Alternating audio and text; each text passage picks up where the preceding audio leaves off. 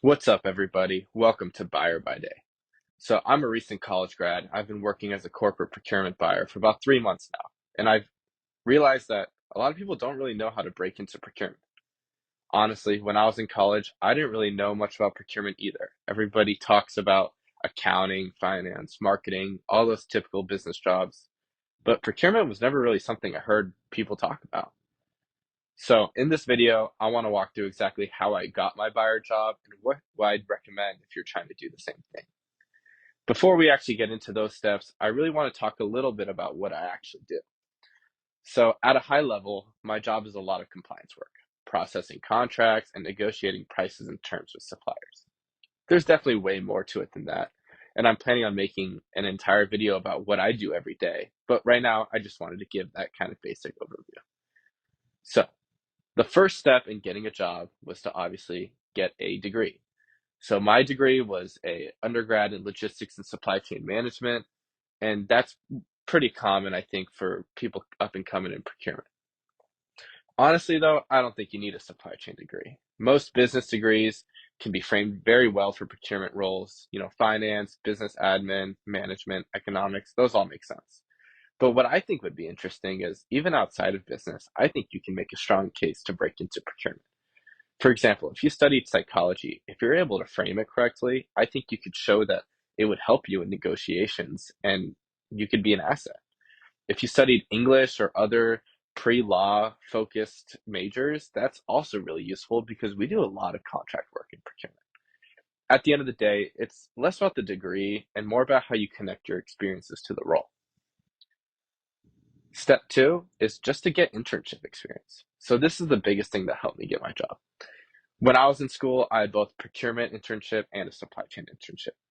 For me, the one that helped me the most was that procurement internship because I got experience to use the exact same software my company uses today. So when I got to the interviews, I wasn't talking about theory. I was using real world examples that I've had.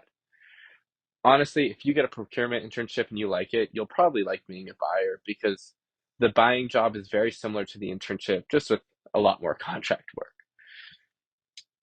When in your internship, one thing I do want to stress is that you can't just show up and do the bare minimum. You have to actually get involved. Sit in on supplier calls, pay attention, ask questions, help your mentor solve problems. One of the coolest experiences I had was after helping my mentor prepare for a supplier discussion and I found some discrepancies in pricing. My mentor let me lead the negotiation and I was able to save about $10,000 as an intern. That's the kind of stuff that gives you great stories and I was able to use in my own interview for my current job, networking. Now, after getting all that experience, you need a network.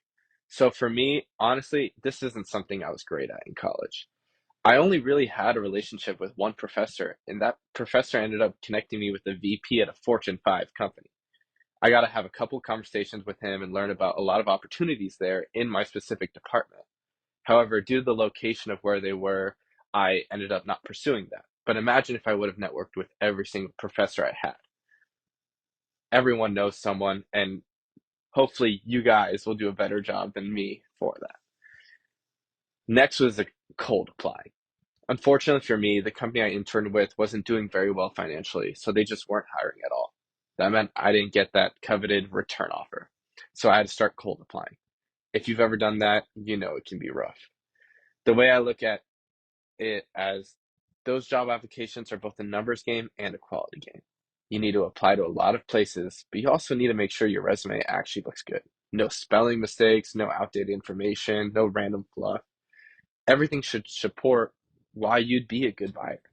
And honestly, if anyone wants me to do a resume review video or wants feedback on the resume, leave a comment below and I can check it out for you. When cold applying, one thing I did start doing, which I believe helped, is that whenever I would apply for a company, I would go on LinkedIn, search up talent acquisition or HR, and I just connect with everyone.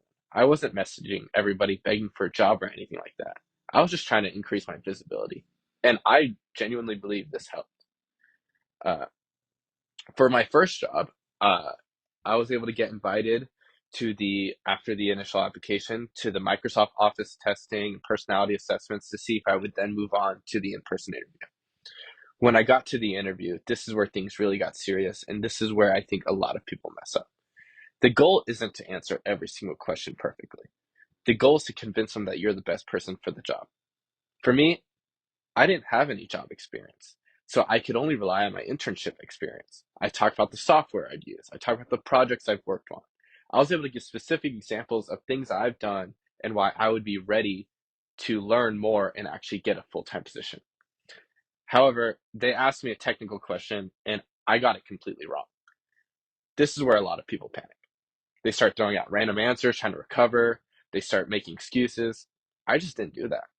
I said, honestly, if that's not the answer, then I don't know what the answer is. I'd have to go learn it. And we moved on. I think interviews respect honesty more than confidence that's completely made up. However, this is the most important thing. After the interview, I asked the recruiter for the interviewer's email addresses, and I sent them both a thank you email. But more importantly, remember that question I got wrong? I went home, researched it, learned the correct answer, and I included it in that email. I thanked them for helping me learn something new and for the opportunity to interview. I think that showed them I was willing to learn and take initiative. And shortly after that, I got the job offer. So if I had to boil everything down, here's what I'd recommend. Get a degree, get internships, put in effort into those internships, network as much as possible, apply to a lot of jobs, have a strong resume, be yourself in the interviews, and don't be afraid to admit when you don't know something. You don't need to know everything to get hired. You just need to show that you're willing to learn. So that's how I ended up getting my corporate buyer job and how I've gotten to where I am today. Like I said, I've only been doing this for about 3 months, so I'm definitely still learning every single day. In the next video, I'm going to go a lot deeper into what I actually do as a corporate procurement buyer and what my day-to-day looks like. If there's anything else you'd like to know about procurement, internships, career growth, interviews, college to career stuff, leave it in the comments and I'll make a video on it. Thanks for watching, and I'll see you guys in the next one.